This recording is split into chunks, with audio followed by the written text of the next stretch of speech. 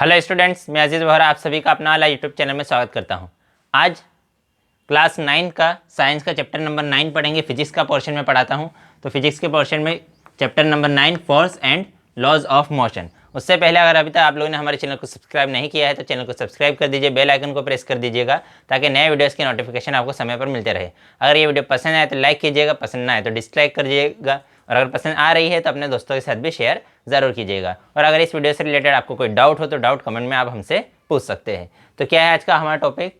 हमें chapter number 9 start करना है, force and laws of motion. ये इंट्रोडक्टरी वीडियो है, इसमें हम इस चैप्टर से रिलेटेड जो इंट्रोडक्शन है उसके बारे में पढ़ेंगे। तो देखो, इसके पहले वाला जो चैप्टर था, चैप्टर नंबर 8, जिसका नाम क्या था, मोशन, उस चैप्टर में हमने पढ़ा था motion of a object in a straight line. हमने क्या पढ़ा था? Motion of a object in a straight line in terms of position, velocity and acceleration.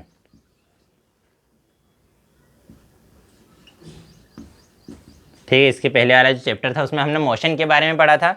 Motion के बारे में, in a straight motion in a straight line किन के terms में? पोजीशन, वेलोसिटी और एक्सेलरेशन के टर्म्स में। उसके साथ हमने यूनिफॉर्म मोशन पढ़ा था। क्या पढ़ा था हमने? Uniform and non uniform motion.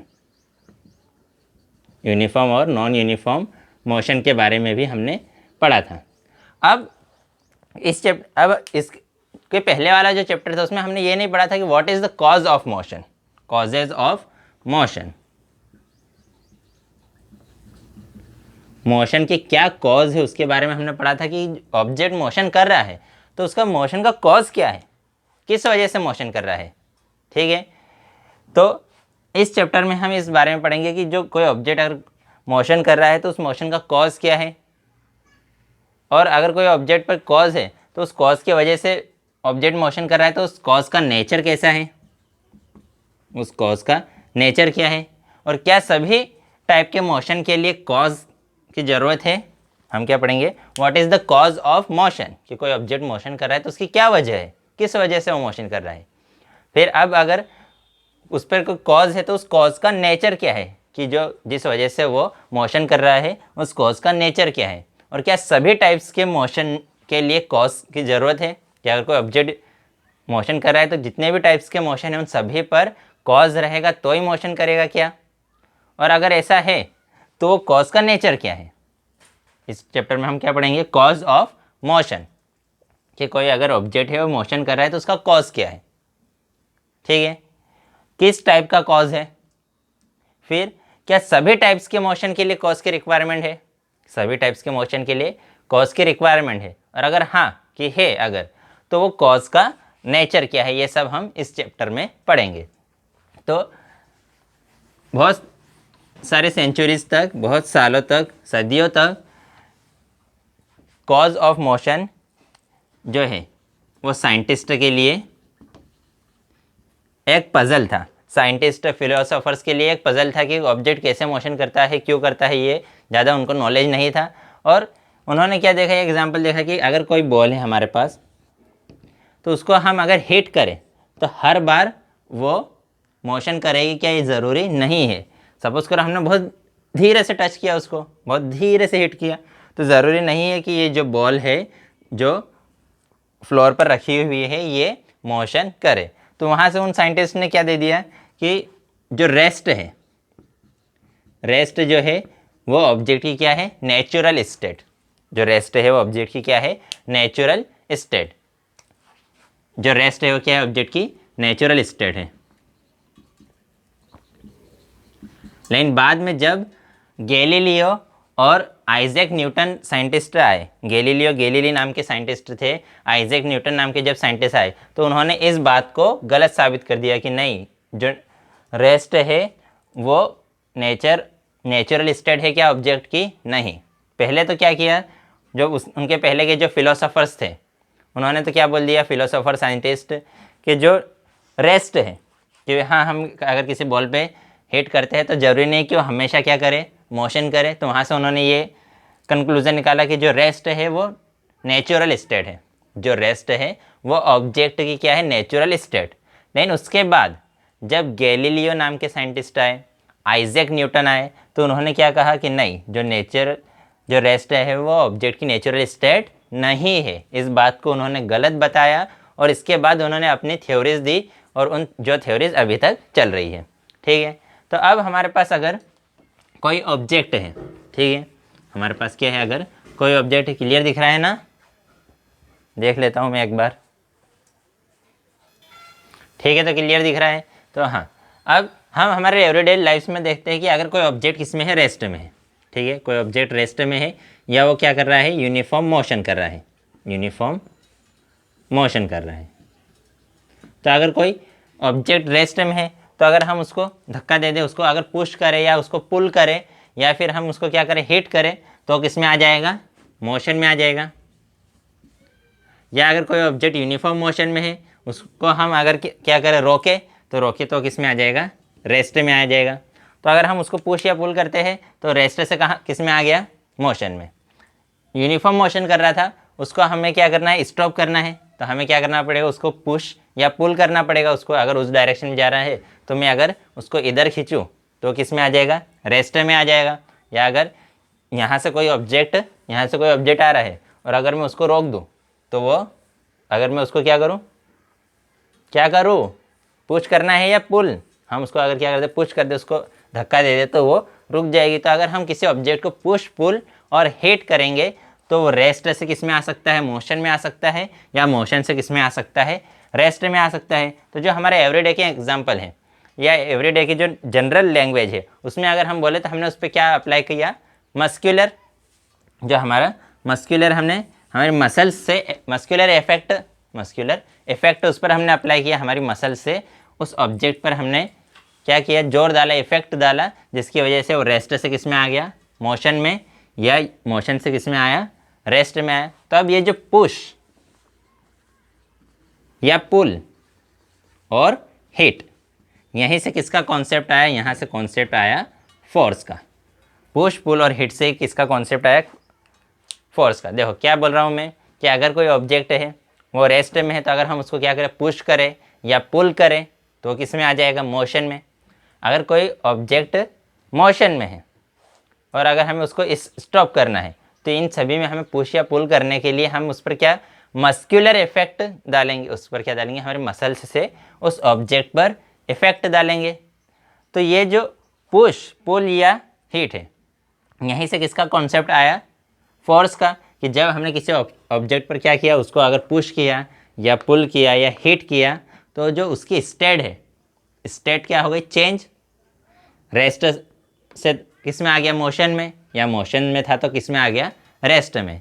तो दिस पुश पुल और hit which cause the change in state of any object is called force। कि ये जो पुश पुल या हीट है, पुश पुल और हीट जो है, जिसने क्या किया, ऑब्जेक्ट की स्टेट को चेंज कर दिया, जिसने क्या किया, ऑब्जेक्ट की स्टेट को चेंज किया, रेस्ट से मोशन में ले आए या मोशन से रेस्ट में ले आए। तो ये पुश पुल और हीट ही क्या है, हमारा फोर्स है। द पुश पुल और heat which cause the change in state of any object which cause the change in state of any object is called force। ठीक है, आया समझ में कि पुश पुल या हिट जब हमने किसी ऑब्जेक्ट को किया तो उसकी स्टेट चेंज हो गई, रेस्ट में था तो मोशन में आ गई, मोशन में था तो रेस्ट में आ गई। तो इस पुश पुल और हिट को ही हमने क्या कहा, फोर्स। अब ये जो फोर्स है, इस फोर्स को किसी ने देखा है क्या, ना तो किसी ने देखा है, ना तो किसी ने टेस्ट किया है, ना तो किसी ने फील किया है। ठीक है, नो वन सीन टेस्टेड और फेल्ट द फोर्स। किसी ने फोर्स को नहीं देखा, ना तो टेस्ट किया है, ना तो फील किया है। सिर्फ हमने क्या फील किया है या देखा है, सीन और feel the effect of force. हमने फोर्स का क्या देखा है या क्या फील किया है, हमने उसका इफेक्ट, कि किसी बॉडी पर फोर्स ने क्या इफेक्ट डाला, किसी बॉडी पर फोर्स ने क्या इफेक्ट डाला वो हमने देखा है या उसको फील किया है। फोर्स को नहीं देखा किसी ने भी, किसी ने फोर्स को टेस्ट नहीं किया है, किसी ने फोर्स को फील नहीं किया है। हमने क्या फील या देखा है, हमने क्या सीन किया है, क्या फील किया है, the effect of force. We seen और feel the effect of force. Clear है? इतना आ रहा है समझ में? तो अगर कोई भी ऑब्जेक्ट है, सपोज करो एक ड्रॉर है, अलमीरा का ड्रॉर है, तो अगर मैं उसको क्या करूँ, पुल करूँ, तो वो रेस्ट में से कहाँ किस में आ गया, मोशन में। या अगर एक ट्रॉली है, ठीक है, यहाँ पर एक ट्रॉली है सपोज करो, इस ट्रॉली को मैं क्या करूँ, अगर पुश करूँ तो ये रेस्ट से किस में आ जाएगी, मोशन में आ जाएगी। तो हमने इसको पुश किया, पुल किया, एक हॉकी स्टिक से हमने जो बॉल है हॉकी की उसको क्या किया, हिट किया, तो वो उसकी क्या हो जाएगी, स्पीड चेंज हो जाएगी। अगर रेस्ट में है तो मोशन में आ जाएगी, या मोशन में है तो रेस्ट में आ जाएगी, या उसकी स्पीड चेंज हो जाएगी। तो ये सब क्या है, हमारे एक फोर्स के एग्जाम्पल, कि हमने फोर्स अप्लाई किया उन पर, हिट किया या पुश किया या पुल किया, ये सब क्या किया, मतलब हमने फोर्स अप्लाई किया। हमने क्या किया, फोर्स अप्लाई किया। फोर्स अप्लाई किया तो उसकी स्टेट क्या हो गई, चेंज। उसकी स्टेट क्या हुई, चेंज। ठीक है। अब इसके पहले वाली क्लास में हमने पढ़ा है, क्या पढ़ा है, कि अगर कोई ऑब्जेक्ट है उस पर हम क्या अप्लाई करें, फोर्स। कोई ऑब्जेक्ट है उस पर हम क्या अप्लाई करें, फोर्स, तो उसका मैग्नीट्यूड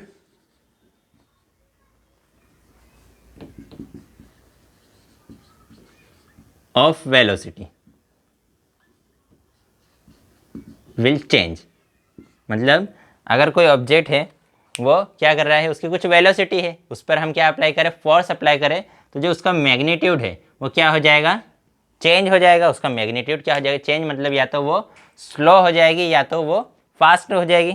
उसकी स्पीड, हमने क्या किया, अगर उस पर फोर्स अप्लाई किया, कोई ऑब्जेक्ट मोशन कर रहा था, उसकी सपोज करो वेलोसिटी थी 5 मीटर पर सेकंड, उसकी वेलोसिटी कितनी थी, 5 मीटर पर सेकंड। अब वो ऑब्जेक्ट इस डायरेक्शन में 5 मीटर पर सेकंड की स्पीड से वेलोसिटी से जा रहा है।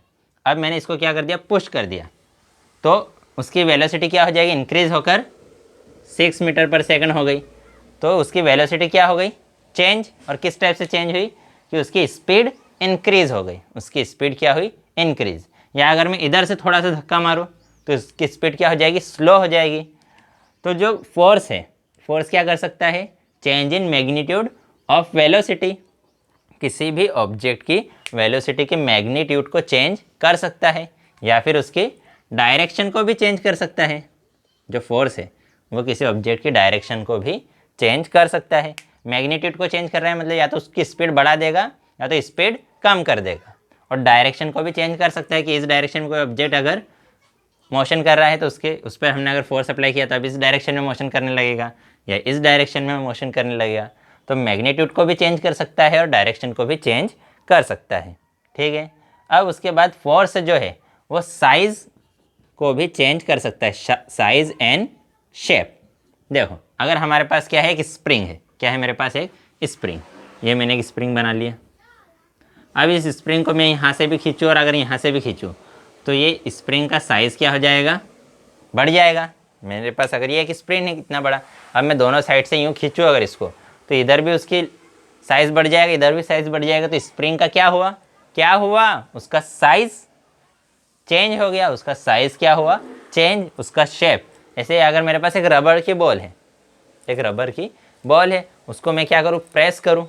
रबड़ की बॉल इतनी बड़ी बॉल है, उसको अगर मैं प्रेस करूँ तो इतने से वो इतने हाथ तक प्रेस हो जाएगी, तो उसका शेप भी क्या हो जाएगा, चेंज। कि एक रबड़ की बॉल थी, मैंने उसको क्या किया, यहाँ से भी फोर्स अप्लाई किया, यहाँ से भी फोर्स अप्लाई किया, तो थोड़ी सी यूँ हो जाएगी, वो यूँ दब जाएगी। तो फोर्स क्या कर सकता है, साइज़ और शेप भी चेंज कर सकता है, किसी ऑब्जेक्ट की मैग्नीट्यूड भी चेंज कर सकता है और उसकी डायरेक्शन भी चेंज कर सकता है। आ रहा है समझ में? ठीक है, तो आज की वीडियो में इतना ही। नेक्स्ट वीडियो में हम नेक्स्ट टॉपिक पढ़ेंगे। बाय।